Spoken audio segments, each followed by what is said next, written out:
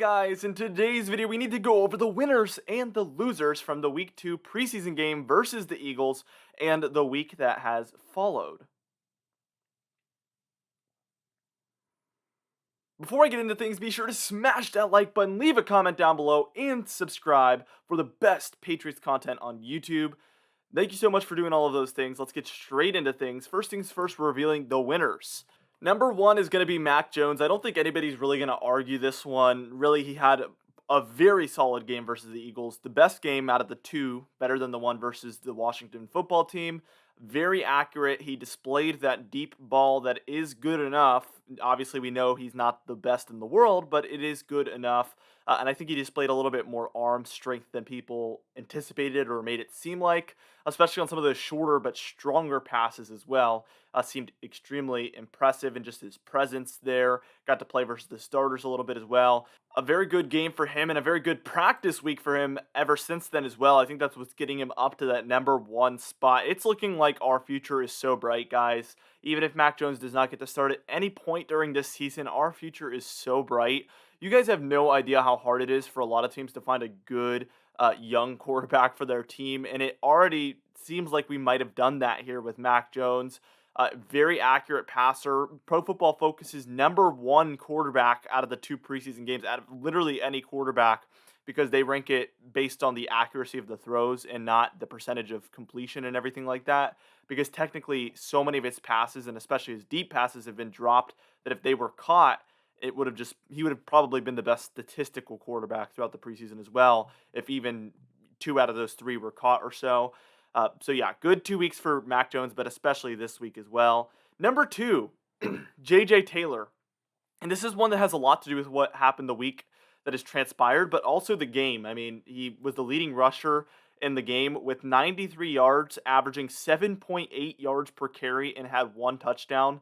I think he's showing off. He's competing for a roster spot, and now that we traded Sony Michel, that's really getting him up to that number 2 spot because he basically just secured the bag. He just secured a roster spot here on the team, and I think he's going to be a big rotational piece of this team. And I think one day, if we keep him on the team, which you never know with the Patriots, he could be that James White replacement as well as that kind of shiftier receiving back, speedy guy, and even a Dion Lewis replacement. Really, really cool to see there. Kind of an old school Patriots style running back. Really cool to see him on the team, and I'm sure he's going to make the roster now after these 2 preseason games he's had. It would just be a shame to not have him part of this roster at this point, especially after trading Sony Michel. I think that's what that move is, in my opinion. Number 3, Ramondre Stevenson. We've been talking about this guy for 2 weeks now. I think everybody is hype about Ramondre Stevenson, okay? LeGarrette Blount 2.0, faster than LeGarrette Blount, though. It's like crazy. It's this combo, super fast, but also super strong. Very talented. Probably fell too far in the draft, in my opinion. And he showed off again for the second week in a row. He had 2 touchdowns. He wasn't the leading rusher this week, though. He only had 66 yards compared to J.J. Taylor's 93 yards, averaging 4.4 yards per carry. But he did have those 2 touchdowns, like I said before. Super cool to see. I mean, these 2 guys right here, guys, J.J. Taylor and Ramondre Stevenson, I think that's our future at the running back position, but also Damon Harris. Damon Harris is also very young, too. So let's just move straight on to number 4 here, Damien Harris. I think all the running backs win this week except for Sony Michel because they basically all just moved up. They all just moved up 1 spot on the depth chart.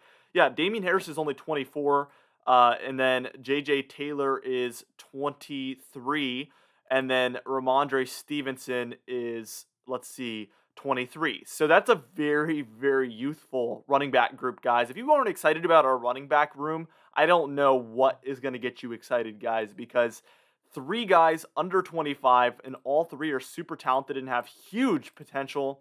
I mean, super exciting stuff moving forward. And combined with our offensive line, that is a recipe for greatness for us and disaster for opposing defenses. Super exciting stuff there. Let's move on to number 5, though. Nick Folk. And you might be like, why Nick Folk? He didn't even play. Well, last week I had him as the number 1 loser because Quinn Norton played so good. So I figured it's only kind of fitting to have him as one of the winners since Quinn Norton played so bad. because usually you only carry one kicker, obviously. So the better Quinn Norton plays, the worse it is for Nick Folk, and the worse Quinn Norton plays, the better it is for Nick Folk. So I'm sure he has a much higher chance this week of making the roster than he did just one day before the game started. But it still is an open competition, I'm sure, for that starting kicker job. Number 6, Christian Wilkerson. And this is one where he's at number 6 because it was just pretty consistently there. He was consistently a part of this team. And I feel like he made a couple of good catches. And for a guy that really just kind of flew under the radar, I think he had a pretty good game. Only 3 catches for 36 yards, but it wasn't necessarily bad. And he found a way to be a part of this team. And just for contrast, our first round pick just a couple of years ago, N'Keal Harry, had 1 reception for 19 yards. So just getting 3 times as many catches there and just being a better part of this team than N'Keal Harry was is a really cool thing. And he was the number 3 wide receiver as far as yards. So that's also cool as well. Only 1 touchdown thrown, obviously, so he didn't get one, but still, I think he had a pretty solid game there. Christian Barmore, number 7, and a lot of people, he probably flew under the radar, but I was watching for him the entire game, and something I noticed is he was pretty consistently making it to the backfield whenever the offensive line fell apart. And another good thing here is he played with the starters, and to add to that even, he was being double teamed, I noticed. A lot of times you might look back at the film and notice there was 2 offensive linemen trying to guard him. I think if anything that's a very good sign for a rookie defensive lineman coming into the league to already be getting that level of respect, getting double covered. I mean, come on, guys. And the Eagles had a joint practice with the Patriots, and I think that adds some context as well, because if they already knew they needed to double cover him, they must have seen something in practice that made them know they need to go ahead and do that. So I think Christian Barmore is flying under the radar because the stat sheet doesn't look like much of anything is going on. But when you watch the film, when you watch the plays progressing, and you watch the way the opposing team reacts, that's where you notice how good he actually is right now. And I'm actually more excited about the future for him than I was going into this game. So I think there's a lot of positive things to say about this game for Christian Barmore. He's kind of adding to the whole defensive line because he's taking away 2 offensive linemen, making it easier for the other defensive linemen around him. Super cool stuff and super impactful stuff that you don't see on the stat sheet. Number 8, Chase Winovich, and I almost didn't include him on this list. He did have a nice stat sheet, obviously. Let me find this real quick. Yeah, so he had 4 tackles, 1 assist, and then 2 sacks. So obviously a pretty good game. But something I noticed that was kind of not as good is he was playing with the backups. He was not playing with the starters. So, I mean, he did get those 2 sacks, but he didn't really get an opportunity. And for a guy that's been on the team now for 3 years, that's not a good look. But the stat sheet was good, so he's making the list anyway. Number 9, Harvey Longy. And this guy, he had 1 interception. So that was a nice diving interception, if you remember that. Good play by him. He's the one with the long hair running out with number 48. He had 1 sack as well, and then 3 tackles. So almost as impressive, if not more impressive than Chase Winovich. I wonder if you would rather have a sack or an interception. I think an interception is obviously more rare. So I think that adds more value. Obviously, Chase Winovich had more tackles, and he seemed a little more impactful there and just more explosive. But overall, I mean, really good game by him as well, giving him a better chance of making the roster. He also has special teams strengths as well that I've heard of. So I think his chance of making the roster is really good at this point. And number 10, I couldn't come up with a player, so I just decided to throw in the O-line because they played so good for all the quarterbacks that played and all the running backs. I think the offensive line, now let me know in the comments down below if you guys agree with this or not, but I think the offensive line this year might be the best we've ever seen from the Patriots offensive line. And I know it sounds crazy, but I just think Trent Brown brings so much to this offensive line. I think there's some other players that bring so much to this offensive line. Isaiah Wynn might be improving still, obviously still younger. Michael Onwenu as well, also improving as he's entering into his sophomore season. I think we have a lot of things to be excited about with this offensive line. It's going to help the quarterbacks, the running backs, and pretty much the whole offense. They're definitely winners this week, and so is the whole offense, and so is the whole team because we literally shut out the Eagles. So there's multiple reasons to be excited. Now, moving on to the losers. Number 1, Quinn Norton. I think this is obvious. He made like 1 kick, and he missed so many. He literally had a mental breakdown. I think after week 1, he made so much progress playing so good, and I think he lost all of that progress with last week because it's like he took 1 step forward, 2 steps backwards here. That's how this preseason has felt for Quinn Norton. I'm sure he's gonna get to play in this upcoming game, and if he makes every single kick this upcoming game, I think that might be enough to redeem what just happened. But if he doesn't make every single kick, I think they're gonna give Nick Folk the nod there for the starting kicker position there. So let me know what you guys think of his performance there as well. Quinn Norton, very disappointing in my opinion. I was so excited to have a young kicker that was looking so promising, and then boom, fell apart. Number 2, Sony Michel, because I think getting traded from the Patriots to the Rams is automatically a loss. So he had a good game during the preseason, but he got traded for a 5th and 6th round pick. Gotta kind of feel like a loser this week. Love the guy, brought a lot of fun memories, a lot of great memories to the Patriots. But this week, I think he's taking losses because he, first off, didn't make the starting job for the Patriots. Obviously, he lost that to Damian Harris this offseason, so that's a loss. And then gets traded to the Rams, where likely he will not be the starter either. So it's not looking good for him. Big loss there. Number 3, Cam Newton. And this has not as much to do with the preseason game before people start jumping on me because obviously, like I've noted so many different times, people feel the need to either be a Mac Jones fan or a Cam Newton fan, and that's it. And, if you like one or the other, we're divided. We're so divided right now, and we're not going to be undivided until the Patriots pick a starter and we can't even fight about it anymore. But honestly, what's happened to Cam Newton this week, I don't think anybody can deny that that is a big loss, giving Mac Jones the opportunity.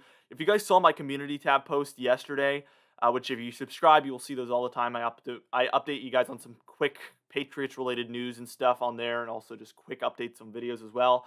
Mac Jones had a nearly perfect practice yesterday. I mean, it is like over 80% completions, multiple touchdowns versus the Giants starting defense. And people were like, oh, it's just the Giants.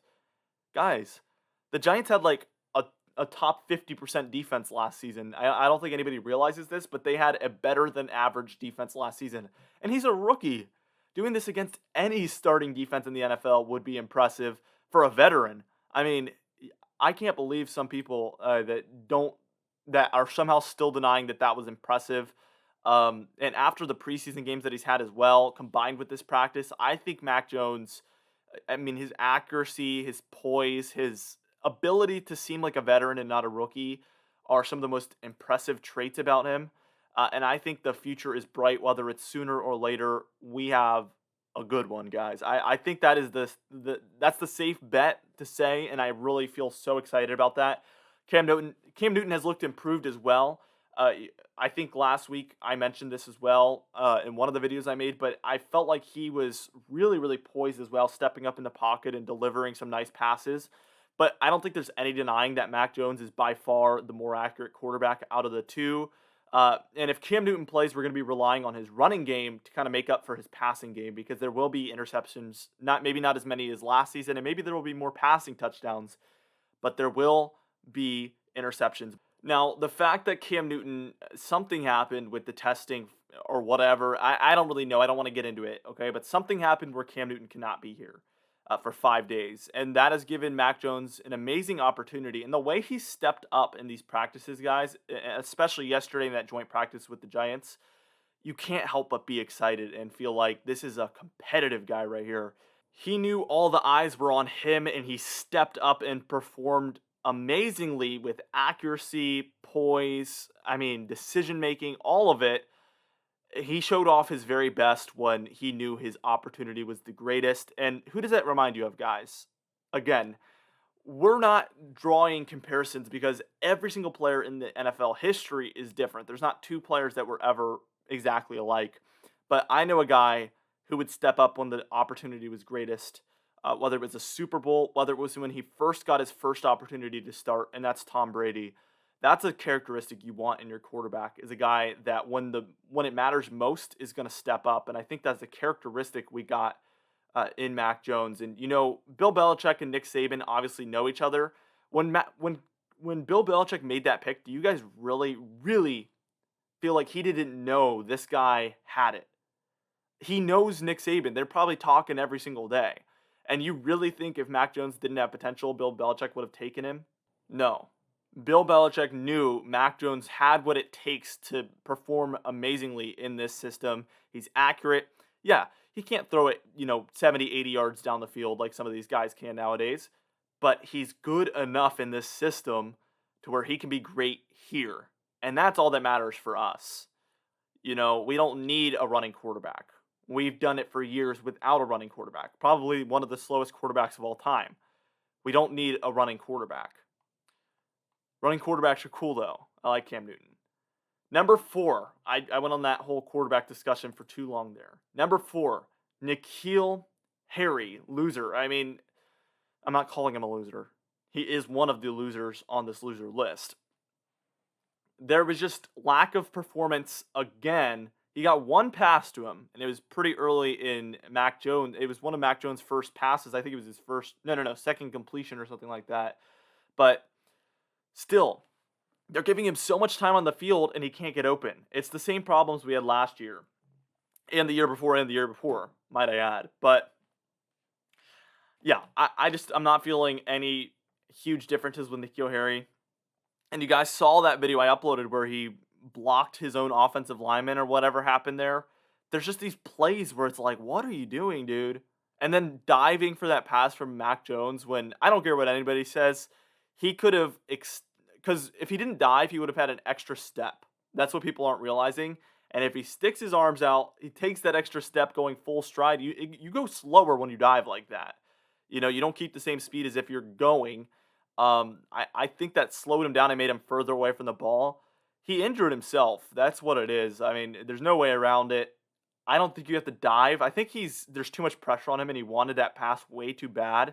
N'Keal Harry desperately needs to turn this around. I need to see a big game from him this upcoming game, or I'm saying he's probably going to get traded if there's no production from him this upcoming week, unless they're seeing something significantly different in practice than what we're seeing during these preseason games. Anyway, this is it for this video, guys. I hope you enjoyed it. Let me know what you agree with, what you disagree with, because I'm sure there's going to be a lot, especially from Cam Newton fans. It's 50-50 out here, guys. We got a lot of people that like Mac Jones and only Mac Jones. A lot of people that like Cam Newton and only like Cam Newton. What happened to liking all the players on your team? I don't know. But everybody's allowed to have a preference, but people are very passionate about this. Anyway, thank you so much for watching. Be sure to smash that like button, leave a comment down below, and subscribe for the best Patriots content on YouTube. As always, I will see you guys in the next video.